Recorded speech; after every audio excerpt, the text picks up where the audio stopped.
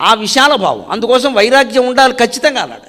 అందుకే వైరాగ్యం రావాలంటే ఏం చేయాలో నవంబర్ 5వ తారీఖు సూక్తిలో చెబుతున్నాడు. సుఖదుఖాలు ఒకే నాణానికి బొమ్మ బొరుసు లాంటివి. సుఖం స్వీకరించాలంటే దుఃఖాన్ని కూడా స్వీకరించాలి. దుఃఖం లేని సుఖం పొందాలనుకోవడం అవివేకం అన్నాడు. సుఖదుఖాలు ఒకే నాణానికి బొమ్మ బొరుసు. మీరు రూపాయి బిళ్ళలో తీసుకున్నాక బొమ్మ ఉండాలి, బొరుసు ఉండద్దంటే కుదరదండి. రెండు ఉంటేనే నాణ్యది. జీవితం అంటూ తీసుకున్నాక సుఖమే ఉండాలి, దుఃఖం ఉండాలంటే కుదరదండి. రెండు ఉంటేనే జీవితం. రెండు కలిపే తీసుకోవాలి.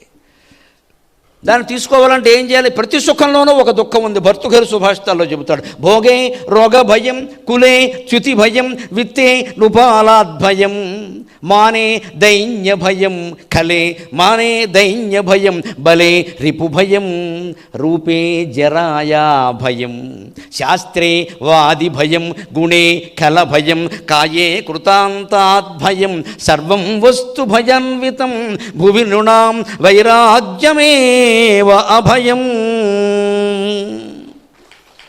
ఒక మహాభోగాన్ని అనుభవించాం, బాగా తిన్నాం, తినవలసినంత కాకుండా ఎక్కువ తినేసాం. వెంటనే ఏమవుతుంది? రోగ భయం. ఏమిటో కడుపులో అదోలా ఉంటుంది. మరి లాగించేసావు. 100 గ్రాములు తింటే సరిపోయేదానికి 4 కేజీలు లాగించావు. బాగుంది కదా అని అడోలాగే ఉంటుంది. మరి తినడం మాంతాడా? మళ్ళీ ఏమిటో నాకు అవి ఇష్టం. ఆ ఇష్టం దగ్గరే ఆపాలి. ఇష్టానికి ధర్మానికి ఘర్షణే సమస్య. ఇష్టం దగ్గర ఆపి ధర్మం వైపు ఉండాలి. ఆరోగ్యం ధర్మమే కదా. అంచేత నువ్వు ఏ భోగం అనుభవించినా వెనకాల రోగం ఉంది. ఇక్కడ నాకు పుచ్చుకుంటే చాలా బాగుంది, పుచ్చుకో, తర్వాత నిన్నది పుచ్చుకుంటుంది. ముందు నువ్వు అది పుచ్చుకుంటావు, తర్వాత నిన్నది పుచ్చుకుంటుంది. ఏ వస్తువును మనం సొంతం చేసుకోవాలని ప్రయత్నించినా, వివేకానందుడు చెప్పిన మాటేనమ్మా, ఏ వస్తువును మనం సొంతం చేయాలనుకున్న ప్రయత్నించినా అచిరకాలంలోనే నువ్వు దానికి సొంతం అయిపోతావు అన్నాడు ఆయన. అసలు సొంతం చేసుకునే ప్రయత్నం ఏది చెయ్యకూడదండి. అది ఉంది పెట్టుకుంటాం, లేదు మానేస్తాం. ఏమి దీనికి? ఉన్నది ఉపయోగించుకోవడం మంచిది. ఊరికే మానేస్తే అలాగా. లేని దాన్ని బాధపడకూడదు. భోగే రోగ భయం, కులే చ్యుతి భయం. ఉన్నతమైన వంశంలోనో కుటుంబంలోనో పుట్టామనుకోండి, వెంటనే ఇంట్లో మన వంశ గౌరవం రా, మీ తాతల దగ్గర నుంచి ఏదో సోది, ఇక్కడ చచ్చిపోతాం, ఏ పని చేయని వరం. అంటే కులే చ్యుతి భయం. నువ్వు ఎంత గొప్ప కుటుంబంలో పుట్టినా అందులో జారిపోతావేమో, అప్రతిష్ట వస్తుందేమో, ఉంది కదా. విత్తే నృపాలాద్భయం. బాగా డబ్బు ఏదో 2 కోట్లు 3 కోట్లు అయితే ఈ రోజుల్లో మామూలు విషయం. ఒక 100 కోట్లు దాటింది అనుకోండి, ఇంక వీడికి నిద్రట్టదు. ఎక్కడ పెట్టాలి. దీనికి పన్ను కట్టడు. 100 కోట్లున్నా 30 కోట్లు పన్ను కొడితే 70 కోట్లు హాయిగా దాచుకొచ్చాడు, 30%. కానీ వీడు ఉండడు. మనం కష్టపడితే ఇంత రాదు. అసలు బయలు కొట్టేసిందే ఇదంతా. కష్టపడితే 100 రూపాయలు వస్తే 100 కోట్లు ఎలా వస్తాయండి? కష్టపడలేదు నువ్వు, అబద్ధం ఆడుతున్నావు. ఇక్కడ కష్టపడిన కార్మికులు కర్షకులు పోయారు నీ ఫ్యాక్టరీలో, విమానాల్లో తిరిగి నువ్వు కష్టపడ్డానని చెబుతున్నావు. ఇక్కడ వాళ్ళ బతుకులు అలాగే ఉన్నాయి. ఇక్కడ ఏ గ్యారంటీ లేకుండా భయంకరమైన యంత్రాలతో పోరాడతారు కార్మికులు. వాళ్ళకి ఏ గ్యారంటీ లేవండి. వాడు పోతే వాడు పెళ్ళాం బిడ్డలు ఏమవ్వాలో తెలియదు. ఈ యజమాని గారికి మాత్రం ఏటా 3000 కోట్లు లాభం. అక్కడి నుంచి రాజకీయాల్లో చేరడం. ఇదే విత్తేన రూపాలాద్భయం. 100 కోట్ల సొమ్ము దాటేసరికి రూపాలాద్భయం. గవర్నమెంట్ రూపాలు అంటే రాజు, ప్రభుత్వం పట్టుకుపోతారేమో, ట్యాక్స్ కట్టాలేమో, ఐటీ వాళ్ళు వస్తారేమో, ఈడీ వాళ్ళు వస్తారేమో. 10 ఏళ్ల బట్టి వీళ్ళ రాక ఎక్కువైంది ఈ దేశంలో. ఇదివరకు అసలు ఈ 2 మాటలు మనకు తెలియదు.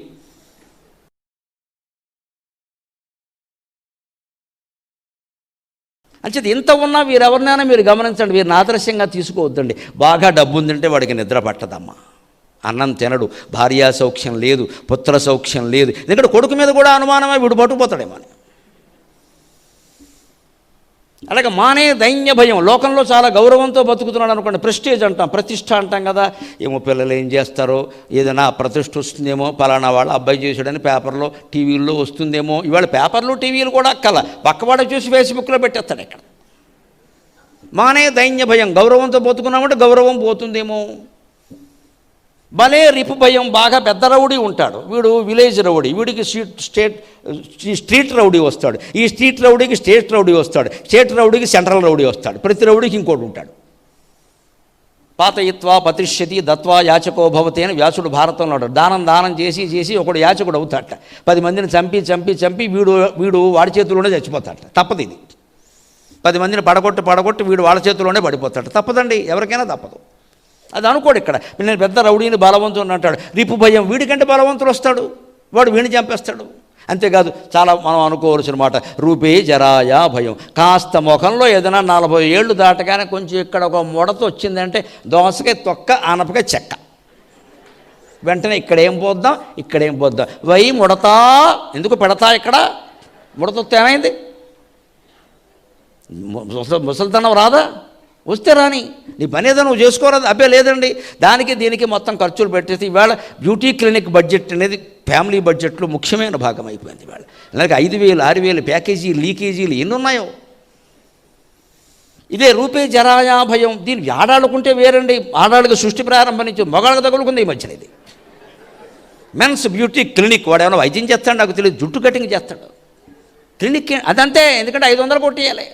క్షవరం అంటే నువ్వు 100 ఇస్తావు, క్లినిక్ అంటే 500 ఇస్తావు, అదే క్షవరం. మన చుట్టూ వాడికి ఇచ్చాం, మనకు రూపాయి ఇవ్వలేదు, మన దగ్గర తీసుకున్నాడు. ఇది ఎక్కడ గొడవ? ఇంతే రూపే జనాయా భయం. మా సంగతి చెబుతున్నాడు ఇక్కడ. శాస్త్రీయవాది భయం. బాగా అవధానాలు చేసినా ప్రవచనాలు చెప్పినా మాకు కూడా ఏముంటుంది తెలుసా, మాకంటే పండితులు ఉంటాడేమో, మఠం వాళ్ళు మన బెలవరేమో, అది కూడా ఉంటుంది. తప్పదు. ఇది ఇంతకంటే బాగా చదివే వాళ్ళు ఉంటారు, మనం ఒక్కళ్ళమైనా ఇక్కడ. వాళ్ళు నచ్చుతాయేమో, వాళ్ళ ఉపన్యాసాలు మనం నచ్చవేమో, ఎవరో పిలవరేమో అని చెప్పి మీరు ఖచ్చితంగా మళ్ళీ నన్ను పిలుస్తూ ఉండాలంటే నేనే చెప్పి పెడుతూ ఉంటాను. ఎందుకంటే దరిద్రం ఉందా? ఇదే శాస్త్రీయవాది భయం. శాస్త్రం చదువుకున్న సుఖంగా ఉంటాడని ఏలేదు ఇక్కడ.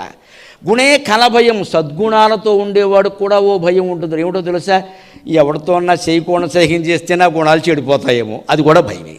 మన ఫ్రెండ్షిప్ని ఏరుకుందామంటే ఏం ఏరుతావు? ఇవాళ పెళ్లి కొడుకుని పెళ్లి కూతురుని ఏరుకోవాలంటే సచ్చే సాగు అవుతుందమ్మా. ఏదో కులమో కుటుంబమో సంప్రదాయమో అడుగుతారు. ఈ అమ్మాయి క్యారెక్టర్ ఆ అబ్బాయి క్యారెక్టర్ ఎవరు చూస్తారండి, ఎవరు చెప్తారండి?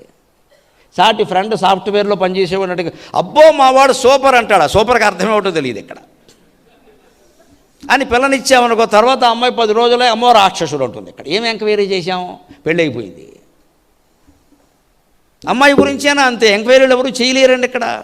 అలాగని వీళ్ళిద్దరినీ కూర్చోబెట్టి మీరు మాట్లాడు. ఈ మధ్యన అదో సెషన్ మొదలైందిగా, 1 గంట అలా వదిలేయడం, బయట కూర్చోవడం, వీళ్ళు రాజకీయాలు చర్చించుకోవడం. వాళ్ళు మాట్లాడుకుంటే ఈ అమ్మాయికి కనుక ఆ అబ్బాయి నచ్చితే ఇక అంతే, ఇంకేం మాట్లాడదు ఇక్కడ.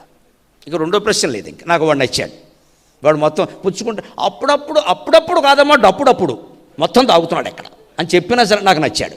నచ్చడం ఒకటే చూస్తారమ్మా. ఆడపిల్లలకి నా పిల్లలుగా భావించి చెబుతున్నా, ఆ మాట్లాడే అవకాశం చాలా గొప్పది. ఎందుకో తెలుసా, బుద్ధిశ్చాపి చతుర్గుణ. పురుషుల కంటే స్త్రీలకు తెలివితేటలు 4 రెట్లు ఎక్కువ ఉంటాయని శాస్త్రం చెప్పింది. వాడి కళ్ళల్లోకి చూస్తేనే గుణాలు గ్రహించాలమ్మా. గ్రాస్పింగ్ పవర్ అంటారు దాన్ని. మనం మాట్లాడకూడదు, వాడి నుంచి లాగాలి, సమాచారం లాగాలి. మనం ఓ బోళా కింద మాట్లాడేయకూడదు ఇక్కడ. పెళ్లి చూపుల్లో నెగ్గాలంటే మొగాళ్ళైనా ఆడాలని మాటలు తగ్గించి లాగడం ఎక్కువ చేయాలి. ఇన్ఫర్మేషన్ డేటా లాగాలి మొత్తం. ఫోన్ ఆన్ చేస్తే మొత్తం లాగేయాలి. మనమే బోళాగా మాట్లాడేసామనుకో, నేను సరిగ్గా ఇలాంటి వాడే కావాలని అనుకున్నా, వాడే అమ్మేస్తాడు తీసుకెళ్ళి. అనేసావు కదా వాడి దగ్గర ఇలాంటి వాడే కావాలని, ఇంకోళ్ళు లెక్క పెట్టేస్తాడు. ఇంకా తేలకూడదు, మనసు తేలకూడదు. ఎట్టి పరిస్థితులు గంభీరంగా నిలబడాలి, కూర్చుని తెలుసుకోవాలి, గ్రహించవచ్చు. మగపిల్లల కంటే ఆడపిల్లలు ఎక్కువ గ్రహిస్తారు. అంత ఓపికేది. ముందు మనిషి స్టిల్ ఏదో ఇలా నిలబడి నచ్చగానే ఆ స్టిల్ నచ్చేది. స్టిల్ ఏమిటమ్మా గాడిది కూడా, కాపురానికి స్టిల్ పనికిరాదమ్మా. అదో పెద్ద డ్రిల్ కార్యక్రమం అది. స్టిల్ అంటే అలాగా, కాపురానికి స్టిల్లా ఇలా ఇన్ని వస్తే చివరికి ఏమంటున్నాడు ఆయన, అందుకే కాయే కృతాంతాద్భయం. చివరికి అంతకీ ఈ శరీరాన్ని పోషిస్తున్నామో మనం, దీనికి యమధర్మరాజుతో భయం ఉందా లేదా, ఎప్పుడప్పుడు వాడు పట్టుకుపోతాడు కదా. అందుకని నవంబర్ 5వ తేదీ చెప్పినట్టుగా వైరాగ్యమేవ అభయం. ఇంకొకటి డిసెంబర్ 10వ తేదీ, అన్నిటికంటే తత్వజ్ఞానం గొప్పది. మనిషి యొక్క అన్ని బాధల్ని తీర్చగలిగింది తత్వజ్ఞానం ఒక్కటే. ఇతరమైన జ్ఞానాలు ఎన్ని ఉన్నా అవి కొంతవరకే రక్షించగలుగుతాయి.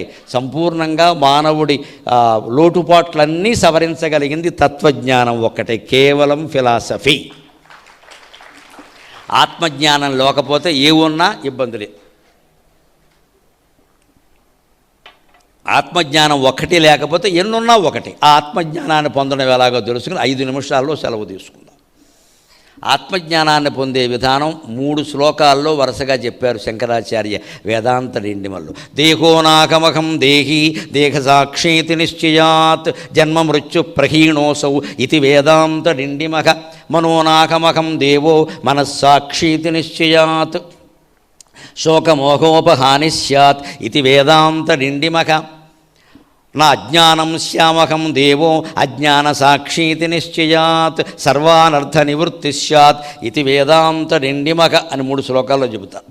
రోజు ఈ భావాన్ని మననం చేయాలి అభ్యాస పూర్వకంగా. దేహోనాహమహం దేహి, నేను ఈ దేహాన్ని కాదు, దేహం లోపల నేను నేను అని స్ఫురిస్తున్నదే నేను, దేహం నేను కాదు.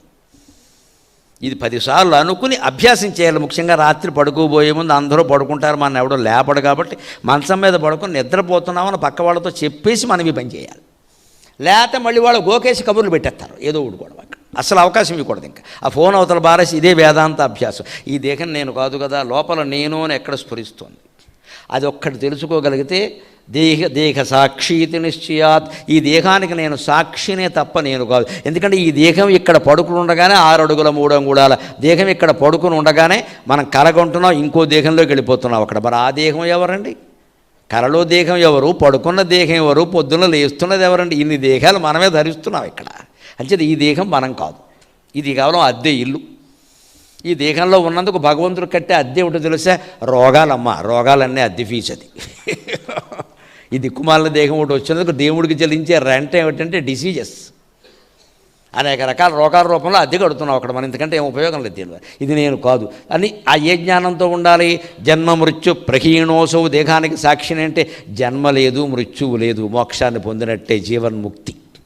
ఇంకాస్త ముందుకెళ్ళి మనోనాకమకం దేవో మనస్సాక్షీతి నిశ్చయాత్ శోకమోహోపహాని స్యాత్ ఇది వేదాంత రిండిమక. మనస్సు కూడా నేను కాదు, మనస్సుకి సాక్షిగా ఉండేటువంటి దివ్య పదార్థమైన ఆత్మనే నేను. ఇది అభ్యాసపూర్వకంగా గ్రహించాలంటే ఇక్కడ పడుకున్నప్పుడు మనస్సు ఏమైంది? ఆ మనస్సు కలగంటుందా లేదా? ఆ మనస్సు కూడా లేకుండా గాఢ సుషుప్తిలో ఉన్నామా లేదా? మనం గాఢ నిద్రలో ప్రతిరోజు ఉంటున్నాం. మనస్సు లేదు. మనస్సు ఉంటే ఆలోచించి తీరుతుంది. మనస్సు లేకపోవడం అంటే ఆలోచన లేకపోవడమే. మనస్సు ఉండి ఆలోచించకుండా ఉండడం ఉండదండి అసలు. అది మెదడు మనస్సు లేకపోతేనే ఆలోచన ఆగుతుంది అంతే. మనశ్శాంతి అనే మాట తప్పు. మనస్సు ఇంటూ శాంతి. మనసు ఉంటే శాంతి ఉండదు. శాంతి ఉండాలంటే మనసు పోవలసిందే, ఆత్మధ్యానంలో ఉండవలసిందే. అది సుషుప్తి స్థితిలో ఉంటున్నాం, ప్రతిరోజు ఉంటున్నాం మనకు తెలియకుండానే. అప్పుడు మనస్సు లేదు, ఉంటే కలగంటుంది. దేహం ఉన్నట్టు మనకు తెలియదు. పొద్దున్న లేవగానే ఆదమరిచి పడుకున్న ఆదా అంటే ఒళ్ళు అంటే ఆ సుషుప్తి నీకు చాలా ఆనందంగా ఉందా లేదా మిత్రమా? ఎంత హాయిగా ఉందో. ఈ మధ్యలో ఎప్పుడూ ఇంత నిద్ర పట్ల అంటే ఇన్ని సంపదల కంటే, ఇన్ని సౌఖ్యాల కంటే, ఇన్ని రాగద్వేషాల కంటే ఏమీ సంబంధం లేని సుషుప్తి నీకు ఆనందం కలిగిస్తోంది. అర్థమైపోయింది. You are in the way. సుషుప్తిని మెచ్చుకుంటున్నావు అంటే నువ్వు ఆధ్యాత్మిక మార్గంలో ఉన్నావు. అన్నీ వదిలించుకుందుకు సిద్ధంగా ఉన్నావు. నువ్వు నీ మనసు కోరుతోంది ఖచ్చితంగాను.